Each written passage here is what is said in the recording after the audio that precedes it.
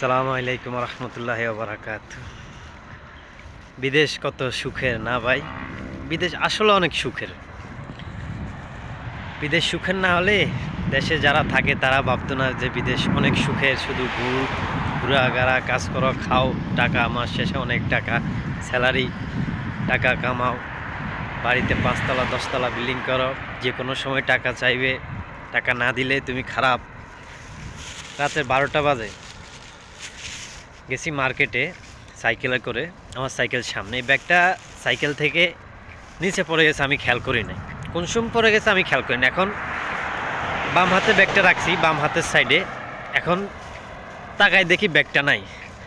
ওই যে ওই জায়গাটা আছে, ওই জায়গাটায় ব্যাগটা পড়ছে, পিছনে তাকায় দেখি এখন ব্যাগটা ওইখানে। সাইকেল থেকে নামি এখন ব্যাগটা আনছি। তো অনেকে মনে করে বিদেশ সুখের। আমার সাইকেলটা পিছনে, অবশ্যই ওই জায়গায় আমার সাইকেলটা দেখা যায়। অনেকেই মনে করে বিদেশে আছে, কল দিই কল ধরে না, ফোন দিই বড়লোক হয়ে গেছে। তো ভাই, যে একবার বিদেশ আসবে শুধু সেই বুঝবে বিদেশ কি। সে ছাড়া অন্য কেউ বুঝবে না যে বিদেশ কতটা স্বার্থপর করে দেয় মানুষকে, কতটা কঠিন বানিয়ে দেয়। একটা মানুষ 12 ঘন্টা ডিউটি করার পর ওই মানুষটার ওই মন মানসিকতা থাকে না যে কাউকে সে নিজ থেকে কল দেবে, নিজ থেকে কল দিয়ে তার খোঁজ খবর নেবে। ভাই,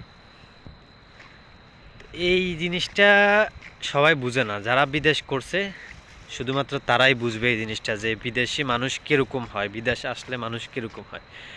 আর যারা বিদেশে আসে না, দেশে থাকে, আমরা একসময় বুঝছি, আমরা একসময় অবিশ্বাস করছি মানুষটা, যে কল দিই কল ধরে না, বড়লোক হয়ে গেছে।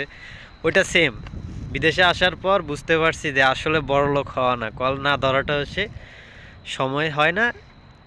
12 ঘন্টা ডিউটি করার পর ওই মন মানসিকতা আর থাকে না যে আমি কাউকে নিজ থেকে কল দেব। সো ভিডিওটা করার মূল কারণ হচ্ছে এটা, যে সবাই তো মনে করে বিদেশ স্বার্থপর, বিদেশে আসলে মানুষ স্বার্থপর। বাইরে বিদেশে আসলে মানুষ স্বার্থপর হয় না।